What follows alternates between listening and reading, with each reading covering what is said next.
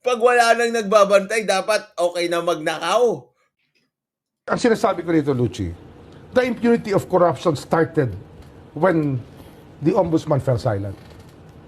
Nung wala na talagang naimbestigahan, wala na talagang naging trabaho na nakikita ng tao, parang nakikita rin ng mga nag-aabuso ng poder, wala namang check sa atin, gawin na natin itong kalokohan na to. Pag wala nang nagbabantay, dapat okay na magnakaw. So, yung nagbabantay ang may kasalanan. My gosh. So, kunwari, ikaw, may tindahan ka. Di ba? Siyempre, binabantayan mo yung tindahan mo, di ba? Mamaya, naidlip ka.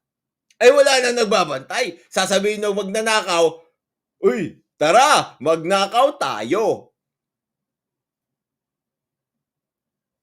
Tapos, kasalanan pa nung nakatulog. Pero sino ang mas may kasalanan? Yung magnanakaw, boying. My gosh.